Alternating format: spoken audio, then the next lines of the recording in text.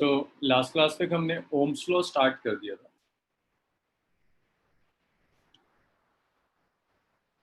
एक बेसिक सा क्वेश्चन देखो ओम्स लॉ पर, अगर आपको वी वर्सेस आई ग्राफ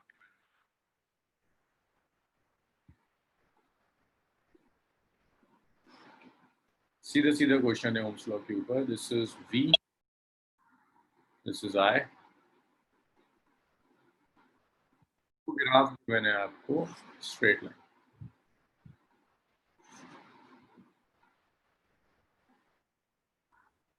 ये for material A and this is for material B.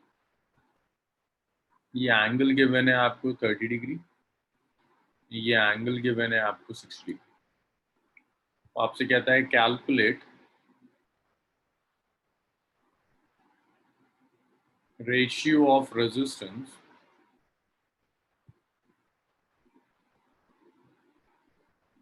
Of A and B,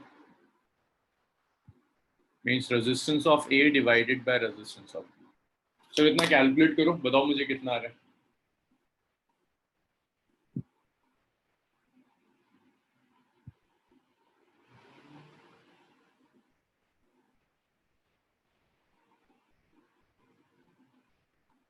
three ratio one.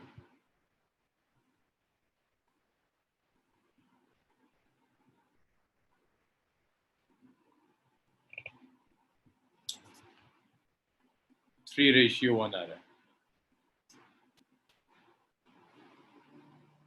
अभी देखो आई वर्सेस वी ग्राफ दिया है, तो resistance inversely proportional to slope होगा। रेजिस्टेंस होगा 1/tan थीटा। तो resistance of A divided by resistance of B is tan theta B divided by tan theta A. Theta B कितना है 30, थीटा ए इज 60।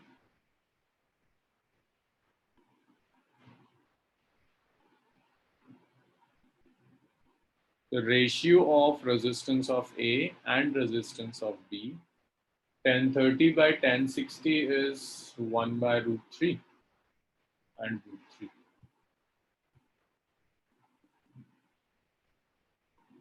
1 by 3। क्या उल्टा क्यों आ रहा तुम लोगों को?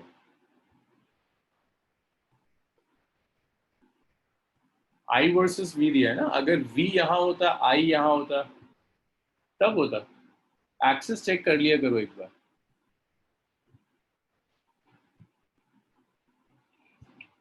एक्सिस जरूर चेक किया करो।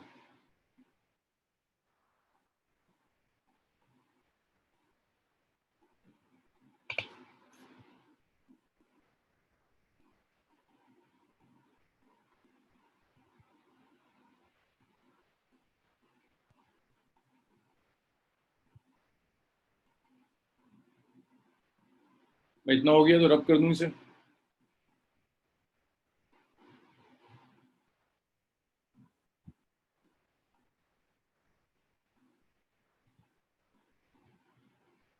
उस्मान, तहरीम, तुबा,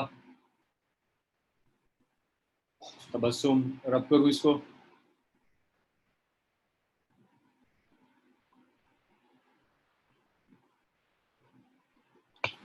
देखिए इसके बाद एक टॉपिक आता है which is ohmic and non ohmic material.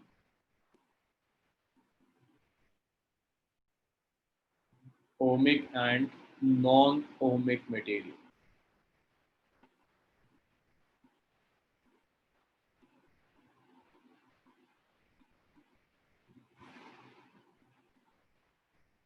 तो देखिए ओमिक मटेरियल वो मटेरियल है जो ओम्स लॉ को फॉलो करेंगे।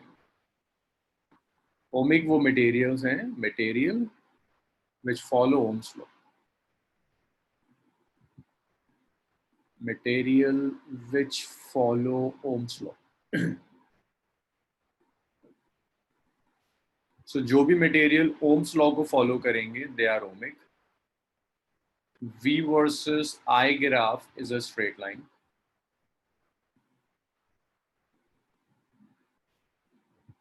ओमिक में V versus I graph जो होगा, that V versus I graph is a straight line. So if this is V, this is I, this is voltage, current is in ampere. तो जब आप graph plot करोगे यहाँ तो graph will be a straight line. तो अगर graph straight line है then material is ohmic. अगर आप नॉन ओमिक मटेरियल ले रहे हो, एग्जाम्पल देखो ओमिक मटेरियल के, कार्बन रेजिस्टर्स ले लो आप, ओमिक होते हैं.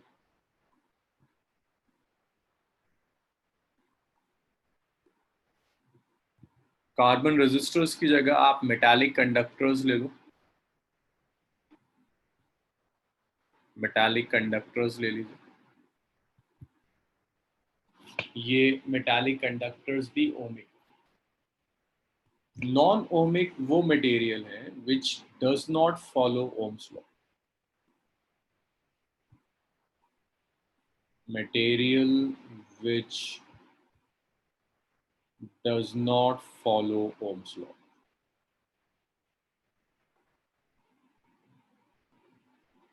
So जो मटेरियल ओम्स लॉ को फॉलो नहीं करेंगे they are non ohmic.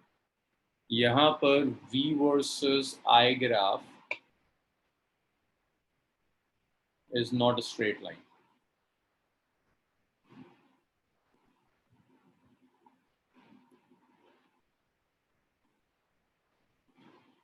So अगर आप यहाँ V versus I graph plot करोगे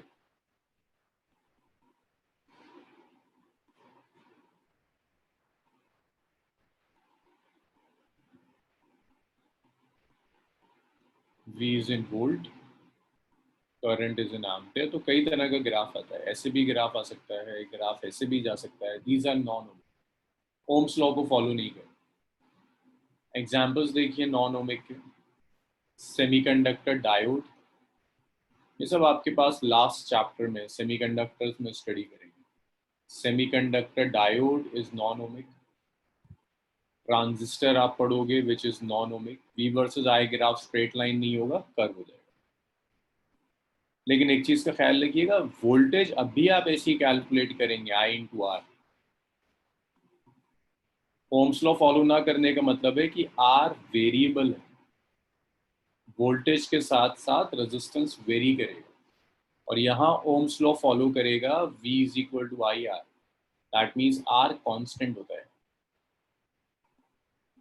यहाँ आर वेरी करेगा. बट वोल्टेज अभी आप ऐसे ही कैलकुलेट करेंगे, voltage is always current into resistance.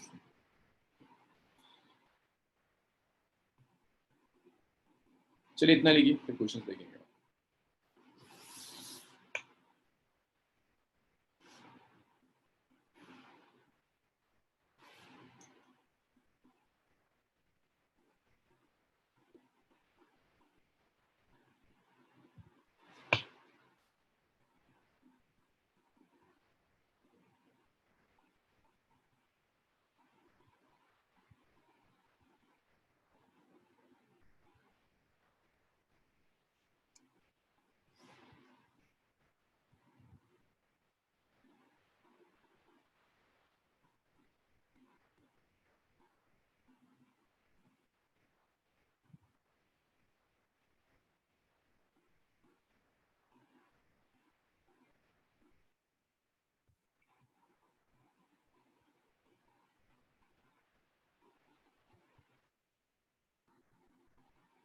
Diode, DIOD, DIOD. Sir resistance Aman का क्वेश्चन है. रेजिस्टेंस तो कांस्टेंट चीज है, वो कैसे वेरी करेगा? मीनवाइल वेरिएबल रेजिस्टेंस होते हैं. रेजिस्टेंस कांस्टेंट चीज नहीं है. रेजिस्टेंस ऐसा हो सकता है कि वोल्टेज के साथ चेंज कर दे. ऐसा हो सकता है कि आपने पहले वोल्टेज लिया 10 वोल्ट, ढंग से देखना मान, करंट था 2 एम्पियर, रेजिस्टेंस कितना आ जाएगा 10/2 विच इज 5 एम्पियर. फिर आपने इसे 20 वोल्ट कर दिया और करंट आ गया 4 एम्पियर, तो रेजिस्टेंस कितना आया 20/4, 5 हो गया. लेकिन हमेशा ये वेरिएशन हो ये जरूरी नहीं है. वोल्टेज डबल करने पर करंट डबल हो गया, ये तभी होगा जब आपके पास ओमिक है. नॉन ओमिक में ऐसा हो सकता है कि वोल्टेज आपने डबल कर दिया, करंट 10 टाइम्स हो गया, 5 टाइम्स हो गया. अब जब आप रेजिस्टेंस लोगे तो वो 20/10 2 ओम आ जाएगा, रेजिस्टेंस कम हो गया। समझ रहे हो मान? तो रेजिस्टेंस हमेशा वोल्टेज के साथ कांस्टेंट नहीं होता, वोल्टेज के साथ कांस्टेंट होता है सिर्फ ओमिक मटेरियल्स में। नॉन ओमिक में ऐसा हो सकता है कि वोल्टेज के साथ रेजिस्टेंस भी चेंज करना शुरू हो, तो ग्राफ स्ट्रेट लाइन नहीं।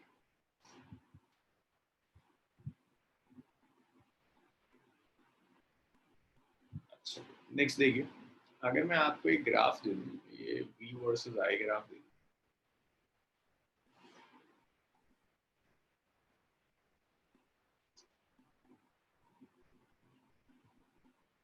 ये V, ये I, V is in volt,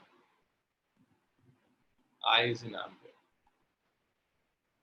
ये ग्राफ कुछ ऐसे दिया हुआ है,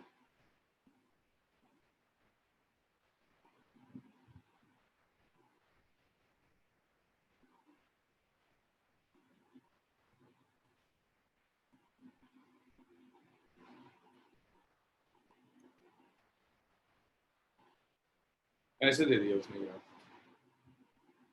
कहता है A पॉइंट, B पॉइंट और C point,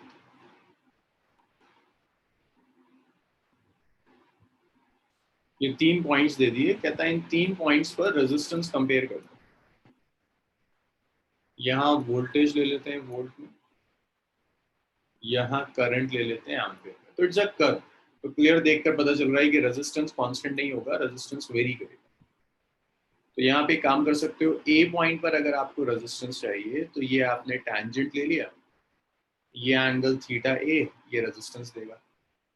so point A पर जब रेजिस्टेंस लोगे, resistance at A is tan of theta A which is positive. B point पर टेंजेंट पैरेलल हो जाएगा, एंगल 0 डिग्री होगा, this is tan theta B, theta B कितना है 0, विच इज 0। तो बी पॉइंट पर रेजिस्टेंस 0 है। जब आप सी पॉइंट पर कैलकुलेट करोगे तो ये कुछ ऐसे जा रहा है, ये एंगल है थीटा सी, तो आर सी जो होगा tan थीटा सी, और ये आर सी नेगेटिव है। अब यूजुअली हम जो मेटालिक कंडक्टर्स देखते हैं या फिर आप जो भी मेटल्स के अलावा कार्बन रेजिस्टर्स लोगे, इन सब में रेजिस्टेंस नेगेटिव नहीं होता। लेकिन कुछ डिवाइसेस हैं जहां नेगेटिव रेजिस्टेंस होता है। ये जो माइक्रोवेव एनर्जी जितनी भी डिवाइसेस जनरेट करती हैं, माइक्रोवेव एनर्जी, जो घर में माइक्रोवेव ओवन होता है, वहां रेजिस्टेंस नेगेटिव होता है। नेगेटिव रेजिस्टेंस का मतलब है वोल्टेज बढ़ाओगे तो करंट कम हो जाएगा, दैट्स नेगेटिव रेजिस्टेंस। सो ये आ जाता है, कभी कभी ग्राफ दे देता है, पूछ लेता है नेगेटिव रेजिस्टेंस कहाँ होगा। तो ये आपको याद रखना होगा, नेगेटिव रेजिस्टेंस मेटालिक कंडक्टर्स में नहीं होता, लेकिन माइक्रोवेव जनरेशन की डिवाइसेस में नेगेटिव रेजिस्टेंस एग्जिस्ट कर सकता है। कितना लिखिए,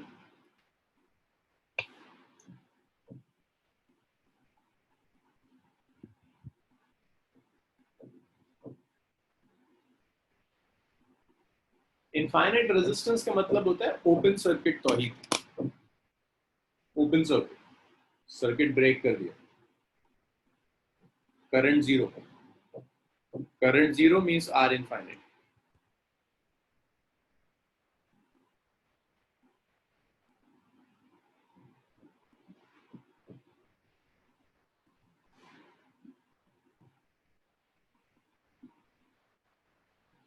इतना हो गया हो तो बताइए मुझे, इसे रब करते हैं।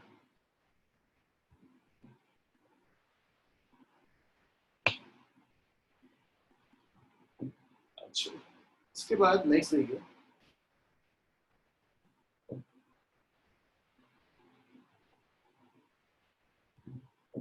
नेक्स्ट है रेजिस्टेंस। जरा डिटेल में रेजिस्टेंस करते हैं।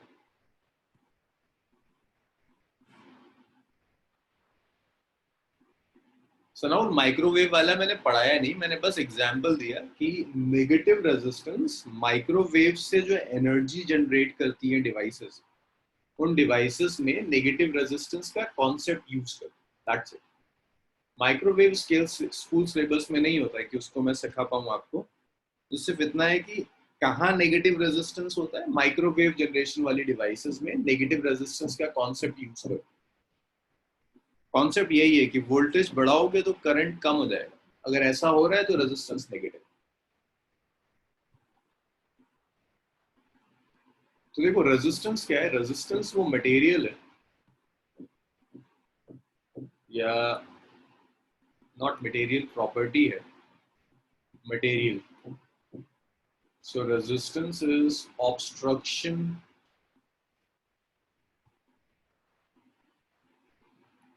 offered by material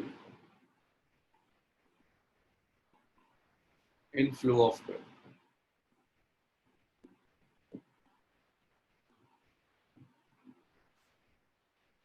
करंट के फ्लो में मटेरियल जो भी ऑब्स्ट्रक्शन ऑफर करेगा उस ऑब्स्ट्रक्शन को रेजिस्टेंस कहते हैं। So resistance is obstruction offered by material in flow of current.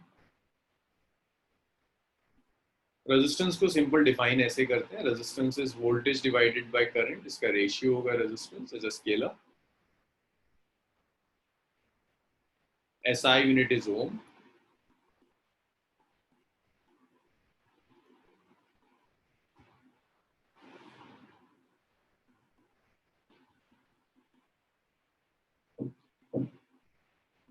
इसके बाद नेक्स्ट देखिए cause of resistance. So collision of electrons and ions, collision of electrons and ions is responsible for resistance. Electrons और ions का जो collision होगा ये collision के लिए रिस्पॉन्सिबल है। पढ़ाया था आपको कि जब ड्रिफ्ट वेलोसिटी कराया था कि इलेक्ट्रॉन्स मूव करते हैं और आयंस के साथ कोलाइड करते हैं, तो इलेक्ट्रॉन्स और आयंस के बीच में जो कोलिजन होगा वो कोलिजन रेजिस्टेंस के लिए रिस्पॉन्सिबल है। तो अगर मैं एक कंडक्टर ले लूं,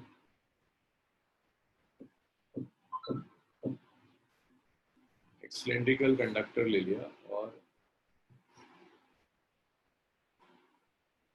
इस सिलेंड्रिकल कंडक्टर को एक पावर सप्लाई से कनेक्ट कर दिया। कोई ऐसा कोई है भी इस बैच में जिसने ड्रिफ्ट वेलोसिटी और करंट मेरे साथ ना करो?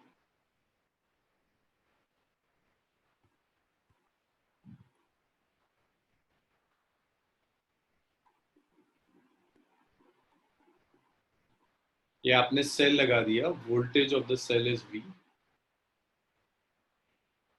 ये एंड पॉजिटिव होगा, ये एंड नेगेटिव होगा। जो लेंथ है कंडक्टर की, that length is L, L is the length of conductor.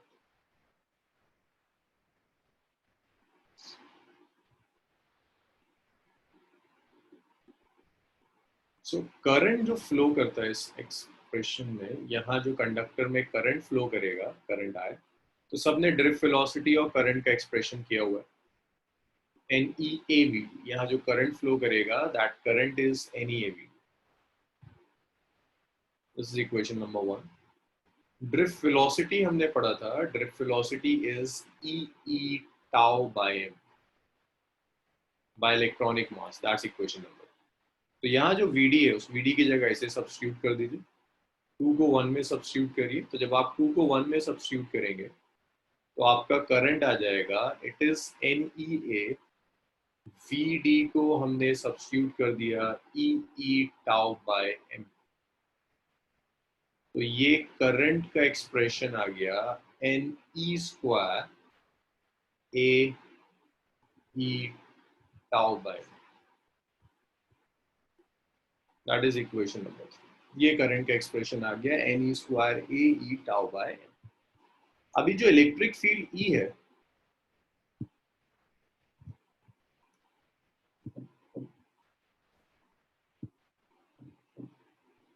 इस इलेक्ट्रिक फील्ड को आप वोल्टेज और लेंथ की टर्म्स में लिख सकते हो। इस कंडक्टर के across potential difference is V, length is L।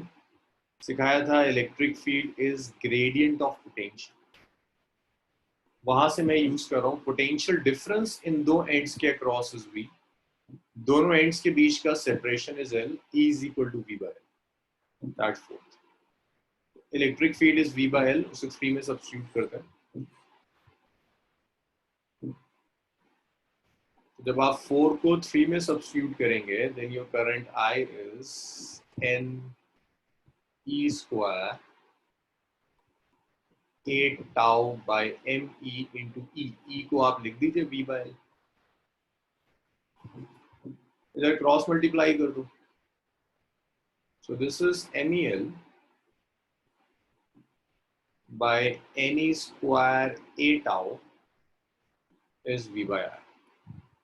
इस क्रॉस मल्टीप्लाई कर दिए, इसको ऊपर ले गया, ऐसे नीचे ले आया, तो V by I आप लिख सकते हैं R, इसको उधर ले गया, ऐसे नीचे ले आया और I नीचे आ गया, तो रेजिस्टेंस का एक्सप्रेशन आ गया, it's MEL by ANE square tau. तो याद रखना ME कंडक्टर का मास नहीं है, इट्स मास ऑफ इलेक्ट्रॉन। यहाँ जो इलेक्ट्रॉन्स होंगे उन इलेक्ट्रॉन्स का मास है,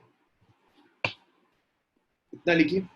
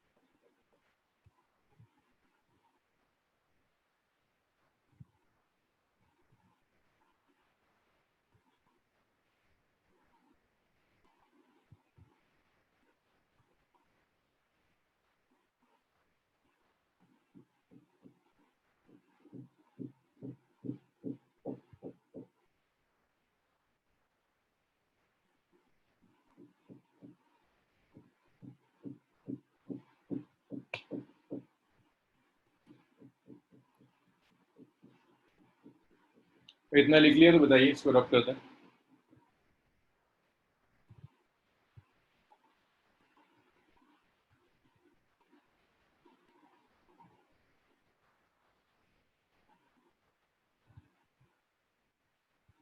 तो देखो रेजिस्टेंस का जो एक्सप्रेशन है, resistance is ML by ANE square tau,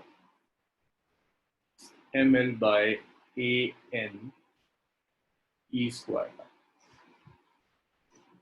तो देखिए रेजिस्टेंस किन किन फैक्टर्स पे डिपेंड कर रहा है। Resistance is directly proportional to L, length of conductor. जो भी आपका मटेरियल है उस मटेरियल की लेंथ पर डिपेंड करेगा। It's inversely proportional to A, area of cross section. Area of cross section के इनवर्सली प्रोपोर्शनल। नहीं, जितना थिक कंडक्टर होगा उसका रेजिस्टेंस उतना ही कम होगा। दिस डिपेंड्स अपॉन, देखो n पर भी डिपेंड कर रहा है। n क्या होता है? Number density, means number of electrons per unit volume. और ये नंबर डेंसिटी डिपेंड करती है नेचर ऑफ मटेरियल पर। अलग अलग मटेरियल के लिए नंबर डेंसिटी अलग अलग होगी। लाइक अगर आप गोल्ड लेते हो, कॉपर लेते हो, आयरन लेते हो, तो नंबर डेंसिटी गोल्ड के लिए बहुत ज्यादा होगी,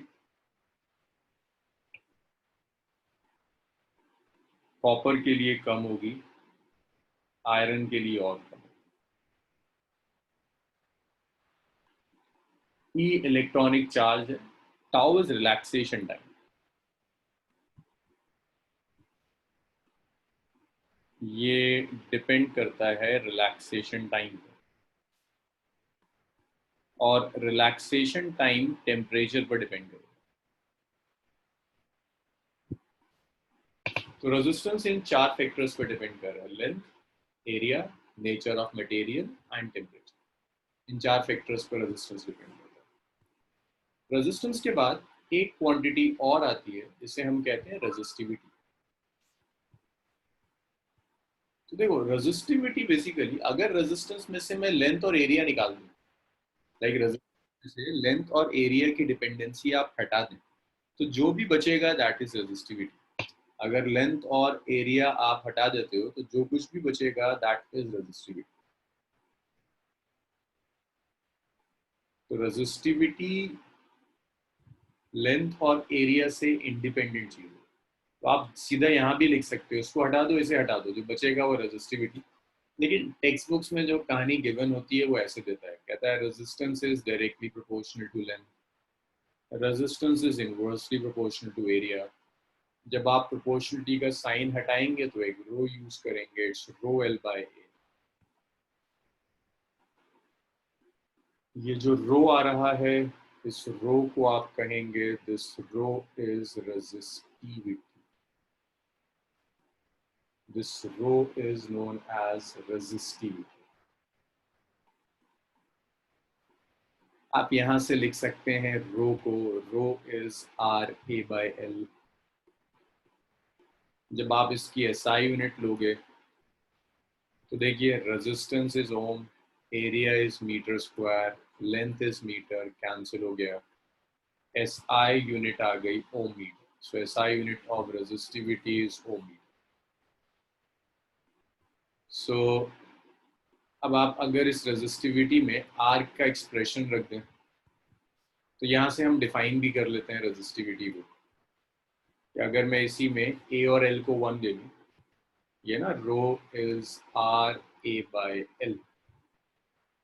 अगर मैं ए 1 मीटर स्क्वायर ले लूँ, एल 1 मीटर ले लूँ, तो जो रेजिस्टिविटी आएगी that is equal to R. तो यहाँ से रेजिस्टिविटी की डेफिनेशन आ जाती है, that resistivity is resistance of conductor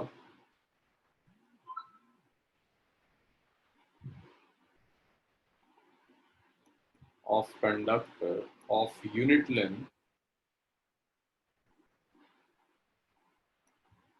and unit area of cross section।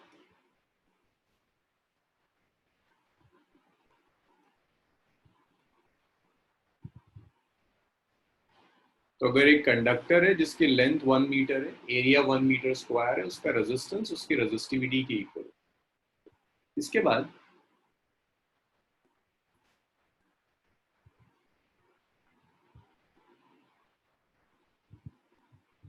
अब ये जो एक्सप्रेशन था rho is R A by L, इसमें आप रेजिस्टेंस की वैल्यू सब्स्टिट्यूट कर दो जो लास्ट सेक्शन में डिराइव किया था, M L by A N E square tau. इस आर की जगह इसे सब्स्टिट्यूट करो तो रेजिस्टिविटी हो जाएगा M L by A N E square tau multiplied by A by L. L से एल कैंसिल हुआ, ए से ए कैंसिल हो गया, रेजिस्टिविटी आ गया M by N E square tau. So that's resistivity m by n e squared। तो देख रहे हो लेंथ और एरिया नहीं आ रहा, it's independent of length and area of cross section. चलो जी लिख लो इतना, और मुझे डाउट्स बताओ यहाँ तक।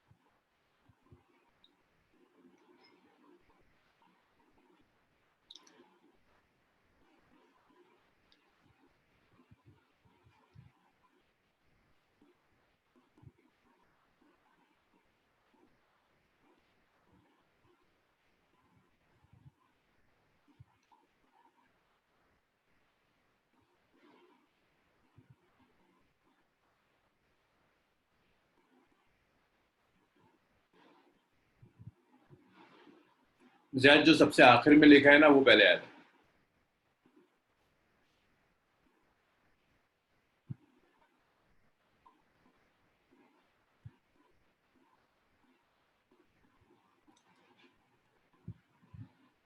भाई इतना हो जाए तो बताओ जरा मुझे। वलीद, नगमा।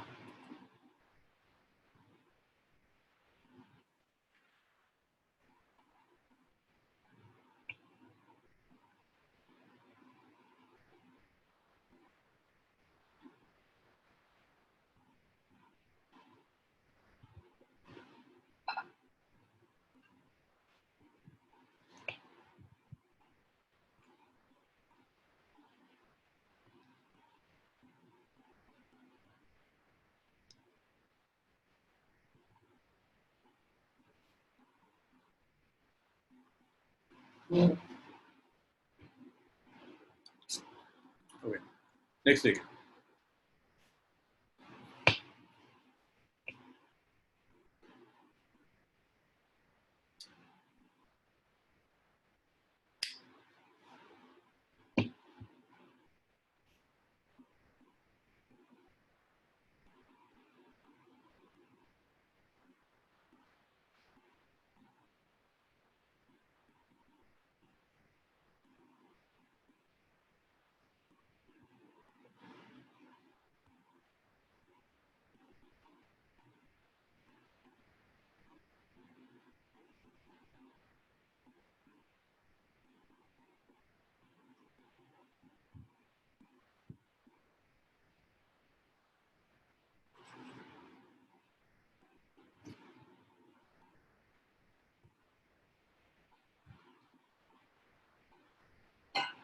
तो देखो रेजिस्टिविटी का जो एक्सप्रेशन आया ना, ये लेंथ पे डिपेंड कर रहा है ना एरिया ऑफ क्रॉस सेक्शन पे। ये सिर्फ डिपेंड करता है nature of material and temperature. It depends only on nature of material, nature of material जिसकी डिपेंडेंसी स्मॉल एन से आती है, और टेम्परेचर। टेम्परेचर जो तुम्हें रिलैक्सेशन टाइम से मिलता है। इतना लिखिए फिर आगे बढ़ेंगे।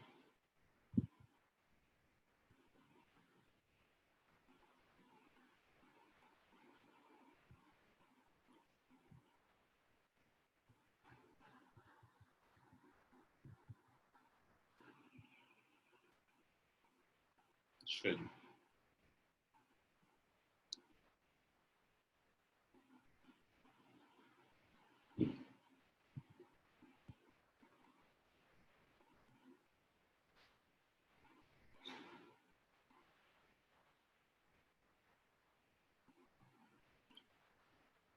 क्वेश्चंस देखिए। एक तो बड़ा बेसिक सा क्वेश्चन है, तो क्लास 10th में भी तुमने किया होगा। Length of a conductor, length of a conductor is, last line repeat कर दूं,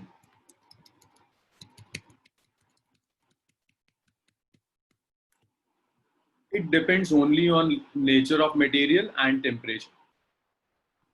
रेजिस्टिविटी नेचर ऑफ मटेरियल पर डिपेंड करेगी और टेम्परेचर पर डिपेंड। ठीक है शायद।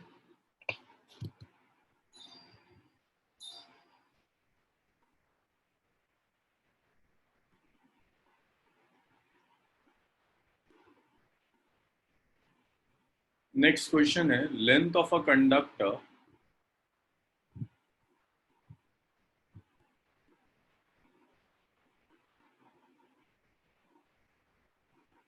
is increased by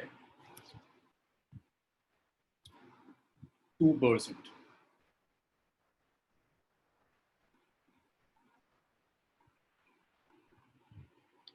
Calculate percentage change in resistance and resistivity। फायदा रुक जा, मैं इसको ना कॉपी करके मिसाल सर को भेजता हूँ, अभी भेजता हूँ।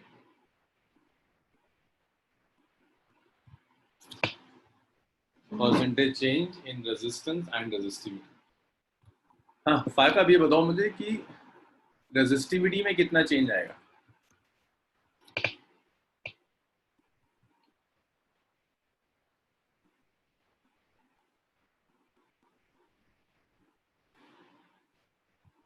लेंथ चेंज करने पर रेजिस्टिविटी में कोई चेंज नहीं होगा। Resistivity is independent of it,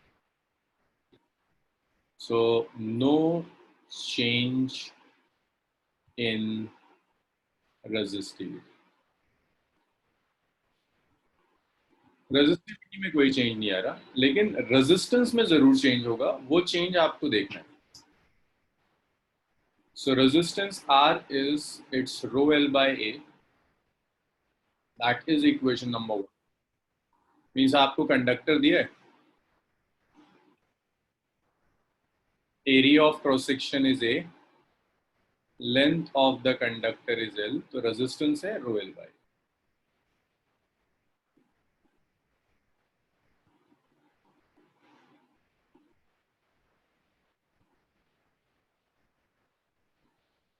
length change कर कर L प्राइम हो गया, area of cross section change होकर A प्राइम। अब जो रेजिस्टेंस होगा R प्राइम, उसे आप लिख सकते हैं रो। देखो रेजिस्टिविटी चेंज नहीं होती लेंथ चेंज करने से, L prime by A prime, that is equation number 2। Length is increase by 2%, so L prime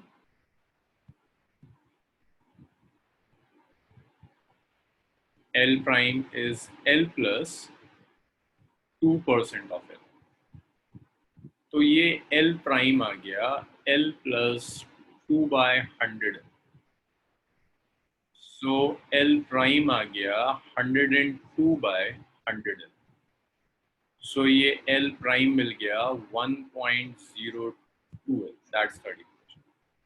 तो L प्राइम और L तुमने कनेक्ट कर लिया, अब मुझे A प्राइम और A कनेक्ट करना है। देखो वायर को अगर मैं स्ट्रेच करूंगा, लेंथ चेंज होगी, बढ़ जाएगी, एरिया कम हो जाएगा, बट वॉल्यूम सेम रहेगा। वॉल्यूम में कोई चेंज नहीं आ रहा। Volume of conductor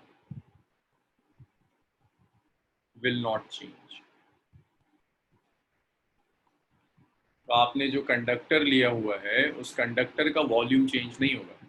means initial volume और फाइनल वॉल्यूम सेम रहेगा। Initial volume is A into L। वजाहत का आया 4%, देखते हैं वजाहत। Final volume is A prime into L prime. A prime is AL by L prime, it's AL, L prime है 1.02L, so A prime मिल गया, it's A by 1.02, that is equation number। So you have L prime, A prime, इन सबको उठाकर 2 में रख दो, 3 और 4 को 2 में रख दीजिए। जब सबको आप 2 में रखोगे तो आपको R प्राइम मिल जाएगा। R prime is rho L prime. L prime कितना है? 1.02 है, divided by A prime. A prime is A by 1.0, तो ऊपर चला जाएगा, तो ये R प्राइम आ गया, it's rho L by A into 1.02 का स्क्वायर। इसे कह देते हैं इक्वेशन नंबर 5। अब देखो जरा 1 में रो L by A क्या था? R initial resistance. 1 को 5 में रख दो, तो R प्राइम आ जाएगा, इट्स R। देखो रो L by A जो आ रहा है ना यहाँ, that is R basically, it's R multiplied by 1.02 का square, that is equation number 6। Percentage change calculate करो। Percentage change is final resistance minus initial resistance by initial multiplied by 100। Calculate करो और answer बताओ। मोटा आंसर आना चाहिए, बहुत दिनों से मैंने तुम्हारे आंसर्स नहीं देखे। इतना कैलकुलेट करो, वजाहत तुम्हारा एग्जैक्ट नहीं है। जो शॉर्टकट ट्रिक तुम यूज कर रहे हो वो सीखेंगे हम अभी। पूरा कैलकुलेट करो, एग्जैक्ट नहीं है। सब्जेक्टिव में लिख कर आओगे नंबर पूरे नहीं मिलेंगे। हाँ, चलो चेक करते हैं।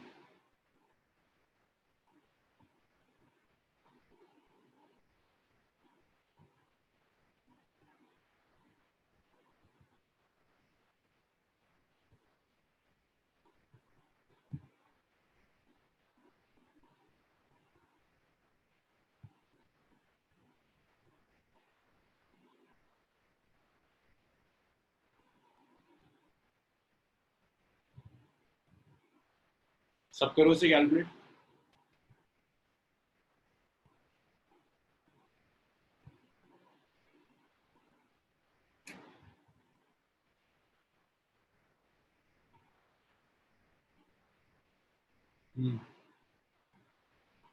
ठीक है मोटा।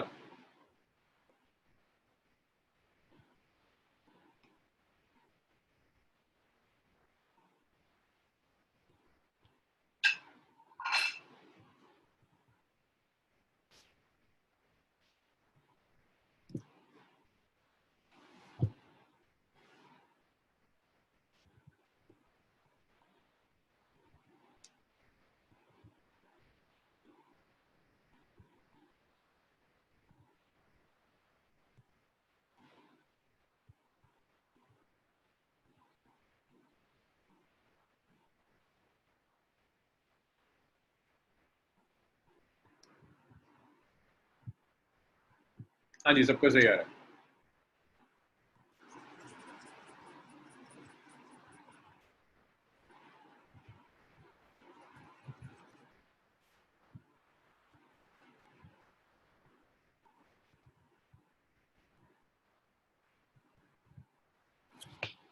अभी रिपीट करता हूँ मोटा।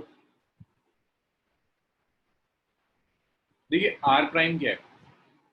आर इंटू 1.02 का स्क्वायर,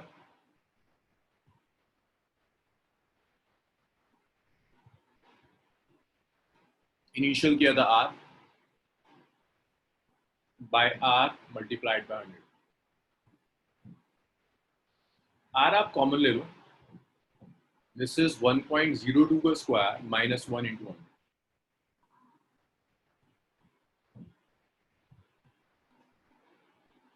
1.02 का square 1.0404 minus 1 into 100 divided by R. R से आर कैंसिल हो गया, तो 0.0404 इंटू 100, तो ये आ गया 4.04। सब ऑलमोस्ट सबका सही। अब देखो मोटप, तुम कह रहे हो वॉल्यूम वाले में। भाई एक बात बताओ, अगर एक वायर है तुम्हारे पास, ये वायर, इस वायर का कुछ वॉल्यूम होगा। अगर इस वायर को मैं थोड़ा सा स्ट्रेच कर दूं, लेंथ बढ़ जाएगी, एरिया कम हो जाएगा, लेकिन वॉल्यूम थोड़ा ना कहीं खत्म होगा। वॉल्यूम का मतलब है वॉल्यूम ऑफ मटेरियल। ना तो आपने इसमें कोई नया मेटल ऐड किया तो वॉल्यूम बढ़ेगा नहीं, ना आपने काट कर कुछ अलग किया तो वॉल्यूम कम नहीं होगा, वॉल्यूम सेम रहेगा। इसीलिए मैंने यहाँ लिखा था कि वॉल्यूम विल नॉट चेंज। ठीक है मॉडल, क्लियर हुआ? वॉल्यूम का मतलब है मटेरियल। वॉल्यूम चेंज करने के लिए या तो कुछ काट कर अलग करना होगा कंडक्टर से, या कुछ ऐड करना होगा। दोनों में से कोई काम नहीं कर रहे, that means volume is not.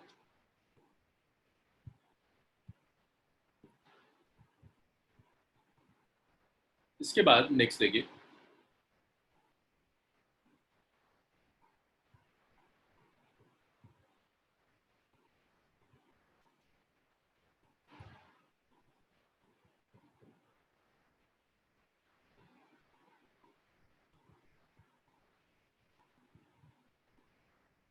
अच्छा हाँ, एक एक ट्रिक और। यस यस यस यस अमान, अच्छा अच्छा हुआ, अच्छा हुआ, याद दिला दिया तुमने।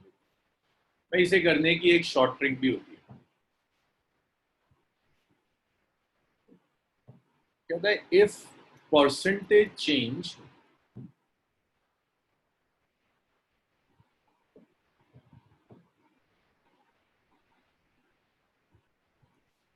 in L is x%, मान लो लेंथ में परसेंटेज चेंज x%, तो percentage change in resistance is almost 2x%. Resistance में जो परसेंटेज चेंज होगा 2x% होगा. जैसे लेंथ कितना था पिछले क्वेश्चन में 2%, रेजिस्टेंस 4% के एग्जैक्ट नहीं आता, कभी ऑलमोस्ट आता. बट इसे यूज कर सकते हैं, बट याद रखना है इट इज वैलिड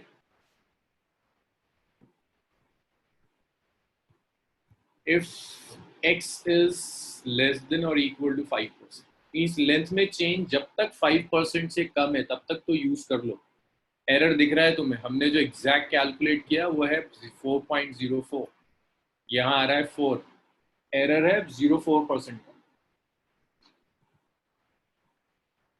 जैसे जैसे आप बढ़ाओगे ना परसेंटेज चेंज, एरर बढ़ता चला जाएगा. 5% के बाद एरर बहुत ज्यादा हो जाता है, तो हम इसे सिर्फ तब तक यूज करेंगे जब तक 5% से कम. तो अगर क्वेश्चन में ऑप्शंस में बहुत डिफरेंस दिया हुआ है, एक 4 दिया है, एक 5 दिया है, तब तो आप ये डायरेक्ट कर लो.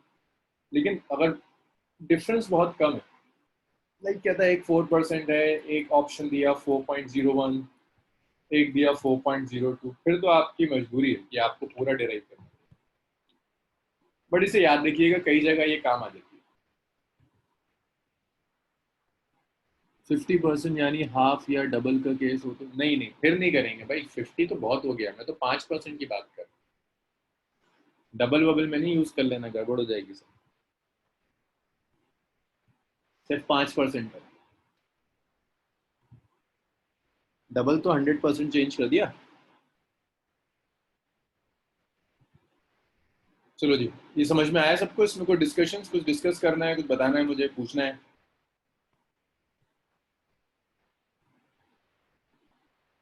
वलीद, नगमा, मुश्तबा, समीर, जुहेब. जुहेब का है.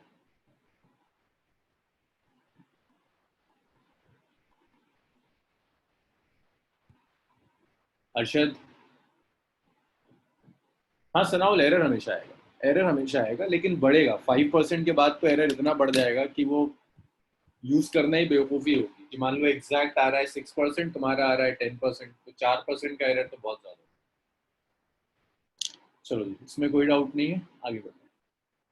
रेजिस्टिविटी पे, हाँ शुजात बोलो क्या डाउट था. हाँ शुजात बताओ क्या डाउट था.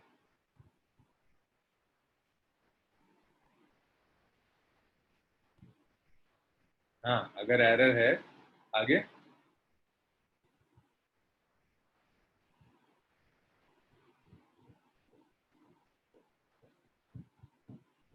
करेक्ट हो सकता है ना शुजात, जो एग्जैक्ट एक्सप्रेशन बताया था उससे करो.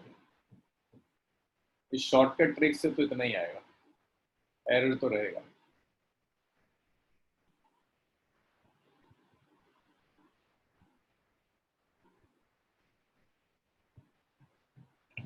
हाँ जाहिद ऐसी हो. यस जाहिद ऐसी हो. वॉल्यूम कांस्टेंट है ना.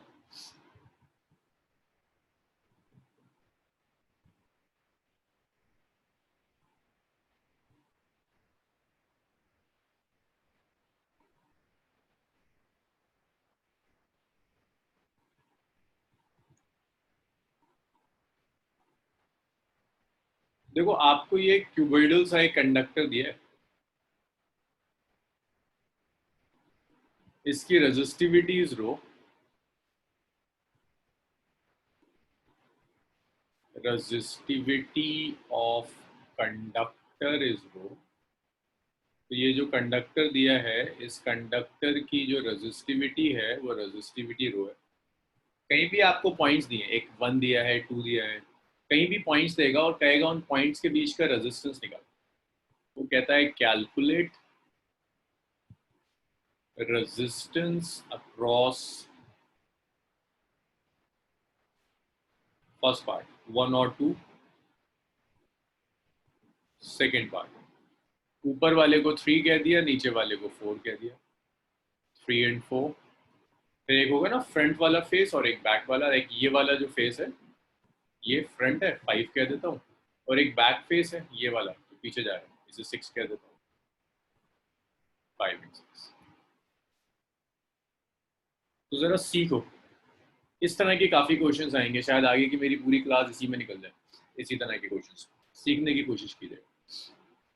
कि जब 2 पॉइंट्स देता है ना वो, तो रेजिस्टेंस का एक्सप्रेशन जो आपने लिखा हुआ है rho L by A, L length का मतलब है length is separation across ends. जिन 2 एंड्स के बीच का रेजिस्टेंस कैलकुलेट करवा रहा है, उन 2 एंड्स के बीच का सेपरेशन एल है। जो ए है वो एंड्स का एरिया ऑफ क्रॉस सेक्शन है। ये जो एंड्स हैं, इन एंड्स का area of cross section is a is area of cross section of ends. तो ये जो भी एंड्स हैं, उन एंड्स का area of cross section A होगा। जैसे फर्स्ट पार्ट देखो, फर्स्ट पार्ट से क्लियर हो जाएगा। 1 और 2 दिया हुआ है, आर होता है रो एल बाय। यहाँ जो एल होगा वो एल एंड 1 और ये जो एंड 2 है, इन दोनों के बीच का सेपरेशन होगा। 1 और 2 के बीच में सेपरेशन कितना है? ए, तो एल इज ए। ये जो ए है, ये ए इन एंड्स का एरिया है। भाई एक डायमेंशन बी है, दूसरी लेंथ सी है, तो एरिया आ जाएगा बी सी।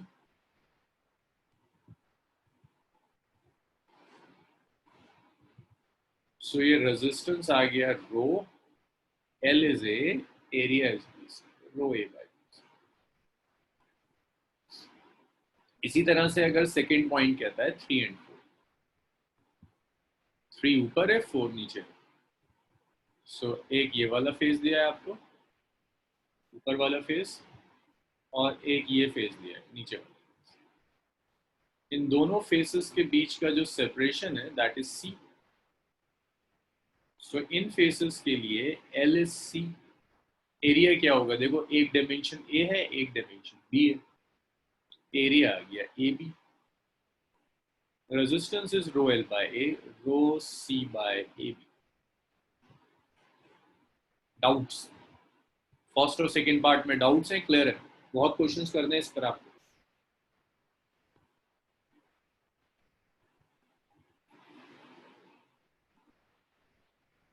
मोमिना, समीर, शुजात,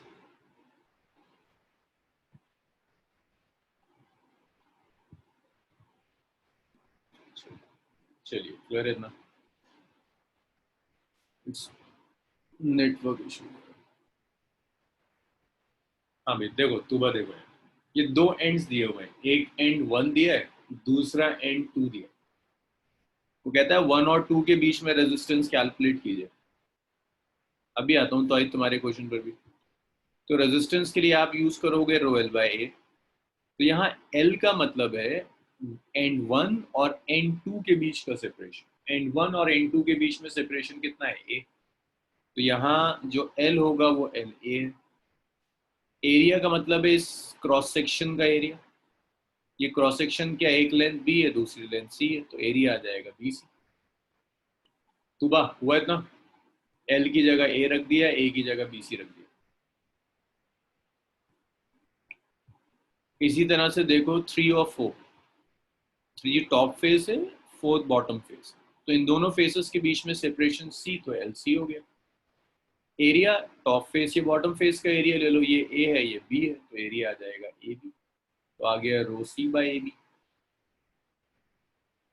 अब इस तौहीद क्या कह रहा था, किसी केस में 2 एंड्स का एरिया अलग। हाँ तौहीद करेंगे, हो सकता है एरिया अलग हो सकता है, करेंगे करेंगे, फिर उसके लिए इंटीग्रल्स यूज करने पड़ेंगे, वो भी करेंगे। थर्ड देखिए भाई, थर्ड क्या दिया है? 5 एंड 6। नगमा बताएगी, नगमा 5 और 6 के बीच में सेपरेशन बताओ, लेंथ कितनी है? नगमा, और एक ही नगमा है पूरी बैच में, सबना शुरू हो जाना। कहाँ गई है? देखो ये सारी नगमा आ गई एकदम से।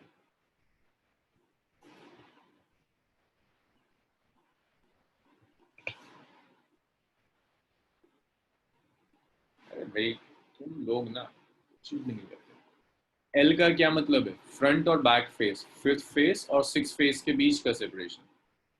यही तो होगा सेपरेशन। ये सेपरेशन कितना है, बी, एल बी। अब एरिया क्या हो जाएगा भाई, फ्रंट फेस का एरिया ले लो, ये वाला है ना फेस, ये वाला, एक ये वाला फेस है, इस फेस का एरिया ले आओ। फेस का एरिया क्या हो जाएगा, एक डायमेंशन ए है, दूसरी ए सी हो जाएगा। तो रेजिस्टेंस आ गया L which is B by A which is A C. चलो ये सबके समझ में आ गया। अब एक चीज और याद रखना, अगर ये बेवकूफी मत कर देना कि वो यहाँ बैटरी लगा दे तो तुम छोड़कर आ दो भाई। 1 और 2 के बीच में देने का मतलब ये भी है कि वो कहे बैटरी 1 और 2 के बीच में लगा दी। 3 और 4 के बीच में कहने का तरीका ये भी है कि वो बैटरी को 3 और 4 के बीच में कनेक्ट करके दे दे। जो वो लिख रहा है ना, इसकी जगह बैटरी भी कनेक्ट कर सकता है।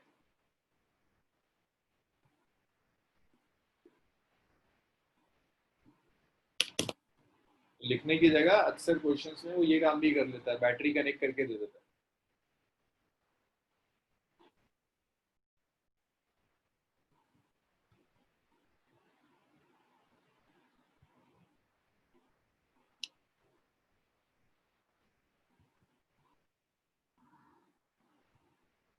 इतना जब आप लोग लिख लें तो बताइए, इसे रब करते हैं।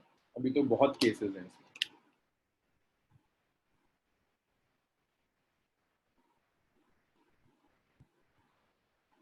ओके,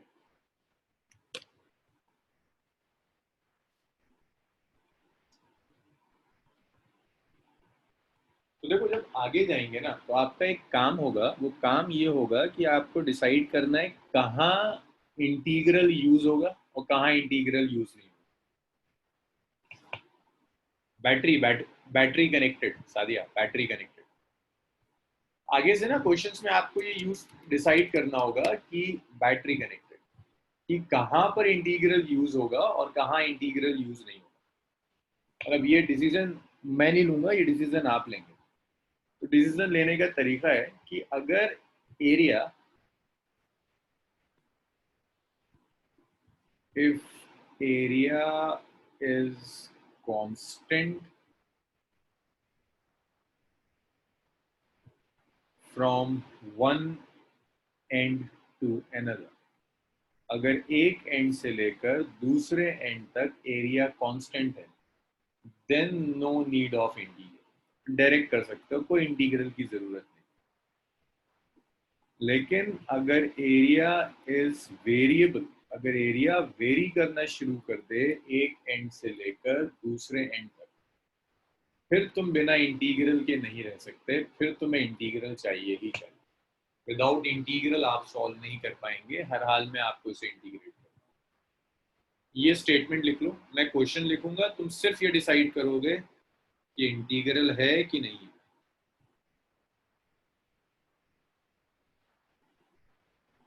सिर्फ इतना लिखना है कि इंटीग्रल है या नहीं।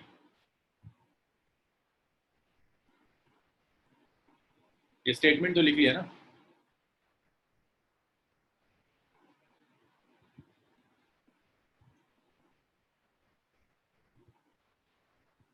चलो इसे हम रब कर देते हैं।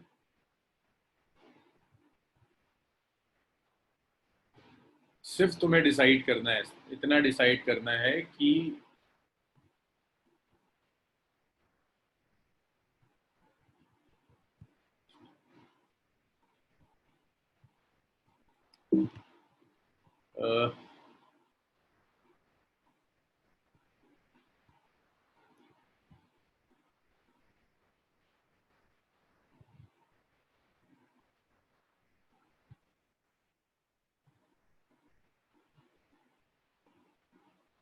अगर ये डिसीजन आप नहीं सीख पाए लेना, तो फिर आप एग्जाम में इसके क्वेश्चंस अटेम्प्ट नहीं कर पाओगे। जरा सा भी घुमा के दे देगा, आप गलत करके आओगे।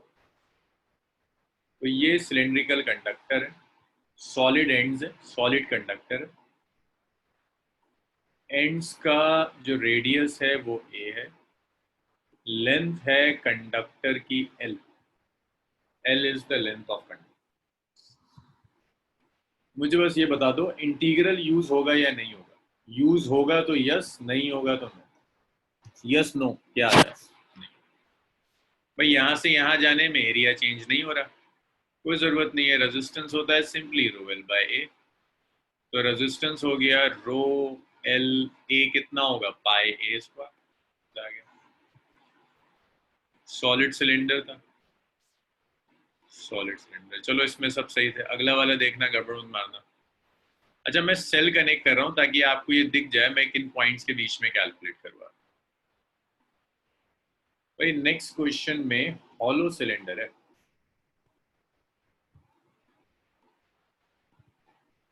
तो ये हॉलो सिलेंडर कुछ ऐसा दिया है आपको,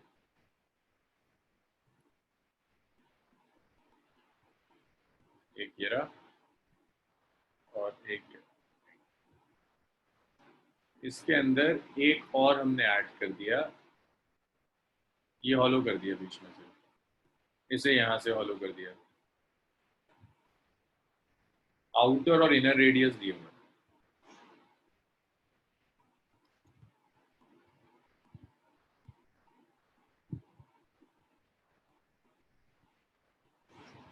आज तक मैं यही सोचता था व्हाइट बोर्ड पर व्हाइट कलर का क्या काम है, क्यों व्हाइट कलर देते हैं, आज समझ में आया ये use. This is A, this is B,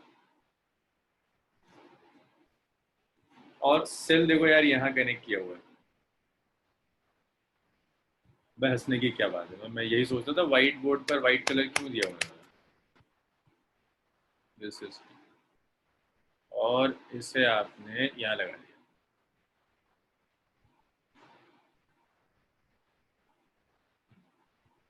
अब आपको करना ये है कि इसका रेजिस्टेंस चाहिए, चलो भाई तुम अपना काम करो, बस इतना बता दो यस और नो, यस या नो, चलो गुड। हाँ भाई एरिया ऑफ क्रॉस सेक्शन तो चेंज हो नहीं रहा। अच्छा थोड़ी मेहनत और करो, मुझे ये और बता दो कि एरिया है कितना, यस नो तो सही है तुम्हारा, नो इंटीग्रल नहीं चाहिए, एरिया कांस्टेंट है, एरिया और बता दो मुझे कितना है, लेंथ तो यार एल है, और ये, अरे आउटर रेडियस ए है, इनर रेडियस बी है, ठीक है, inner radius, this is inner, inner radius. देखो एरिया जो होगा वो तो सिर्फ इतने सेक्शन का एरिया चाहिए ना जहां मटेरियल है, ये तो हॉलो है, तो ये आ जाएगा rho L by pi A square minus B square. ये भी सबका सही आ रहा है, बच्चे बहुत समझदार हो। नेक्स्ट देखो,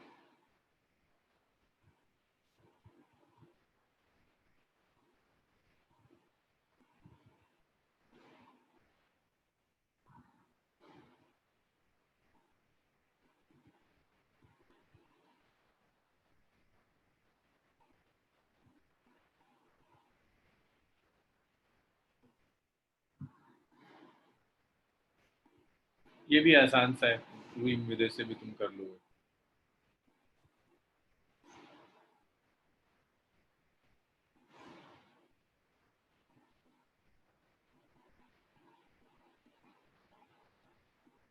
अब बस मैं ना जरा सी सेल की पोजीशन चेंज कर रहा हूँ, आउटर रेडियस पहले की तरह ए है, इनर रेडियस पहले की तरह बी है, बस मैंने जो सेल है वो सेल थोड़ा सा ऐसे कनेक्ट कर दिया, इन दो पॉइंट्स के बीच में कनेक्ट किया, इनर और आउटर के बीच में, यहाँ नहीं कनेक्ट किया। अब बता दो मुझे यस नो,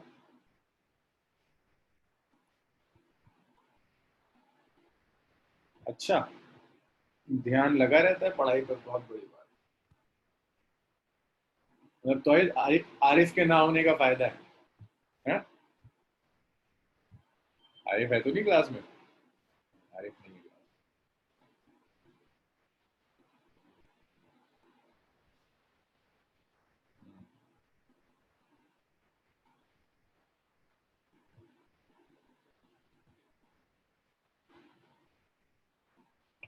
सो ये दिया, इनर और आउटर को आपने एक सेल से कनेक्ट कर दिया, voltage of the cell is,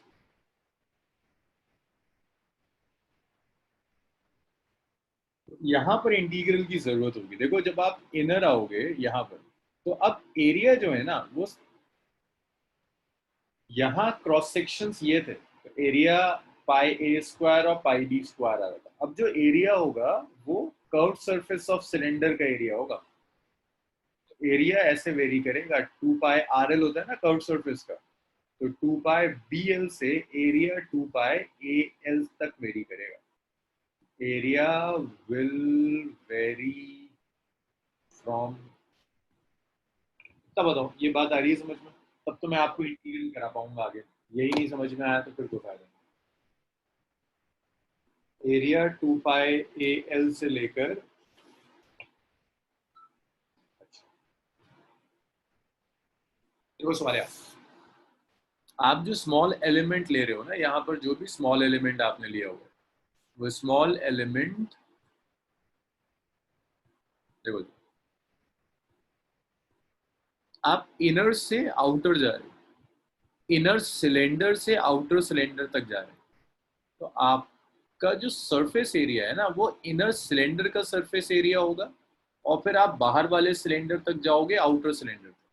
तो इनर सिलेंडर का टोटल क्रॉस सेक्शन पे नहीं लगाया, देख रहे हैं, पहले क्रॉस सेक्शन पे लगाया था, लेकिन अब ये जो कर्व सरफेस है ना, ये कर्व सरफेस मतलब ये समझो बैक सेल ऐसे कनेक्ट किया हो, तो जो एरिया है वो कर्व सरफेस का एरिया। तो जो इनर सरफेस है, कर्व सरफेस का सिलेंडर का कर्व सरफेस एरिया होता है ना 2 पाई RL, तो जो इनर है उसका कितना है 2 पाई BL कर्व का, आउटर जो है उसका एरिया कितना है 2 पाई AL, 2 पाई BL से लेकर 2 पाई AL। सवाल जाहिद अब आया समझ में? ऐसे तो आज नहीं करा पाऊंगा। पोटेंशियल डिफरेंस के टर्मिनल डिसाइड कर रहे हैं कि नहीं? अमान सिर्फ एरिया का साइज डिसाइड कर रहा है, पोटेंशियल डिफरेंस के टर्मिनल्स डिसाइड नहीं कर रहे, सिर्फ एरिया डिसाइड कर रहा है। लिमिट लोअर से हायर तक होती है ना, तो इसका एरिया कम होगा, ऊपर वाले का ज्यादा होगा, ऐसे डिसाइड कर रहा है। वैसे मैं पूरा तो नहीं करा पाऊंगा आज, लेकिन कुछ हिंट दे के जरूर छोड़ दूंगा आपको। सो अब आप क्या कर सकते हैं, यहाँ पर स्मॉल एलिमेंट सिलेंडर ही लेंगे। हाँ वजाद, बिल्कुल सिलेंडर ही लेंगे। तो यहाँ आपने क्या किया, स्मॉल एलिमेंट एक ऐसा सिलेंडर ले लिया,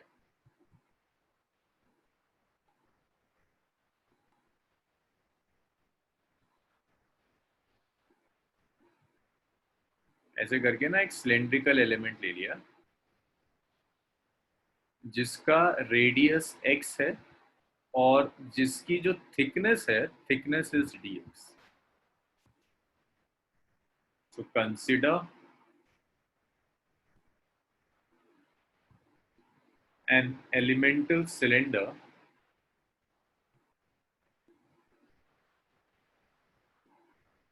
of radius x and thickness dx।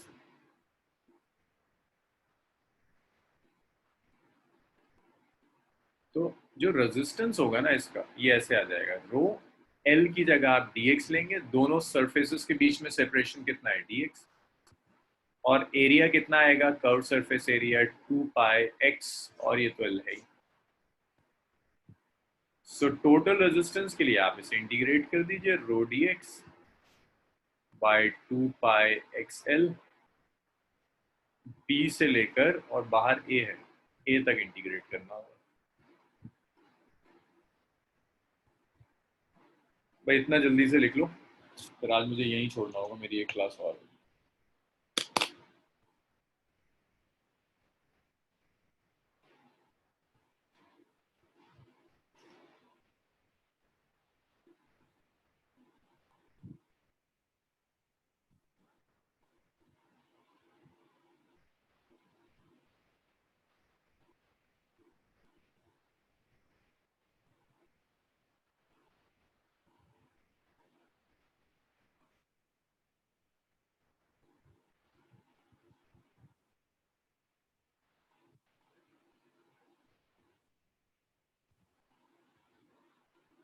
अच्छा भाई एक चीज और है, निष्कर्ष अगर आप में से किसी को कांटेक्ट करें तो थोड़ी उनकी हेल्प कर दो। अगर निष्कर्ष आपको कांटेक्ट करें तो थोड़ी हेल्प कर दो।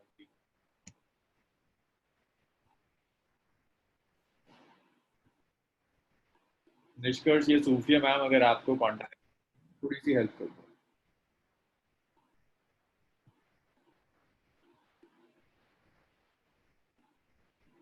चलिए आज इसे यहीं छोड़ दें, इसका स्क्रीनशॉट ले लो, फिर आप सॉल्व करते रहना जो भी आएगा। स्क्रीनशॉट ले लीजिए।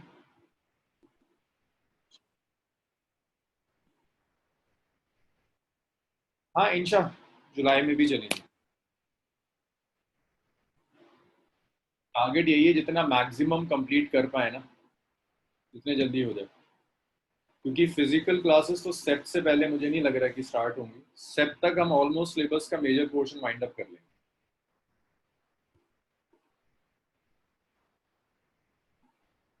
चलिए आज यहीं छोड़ते हैं।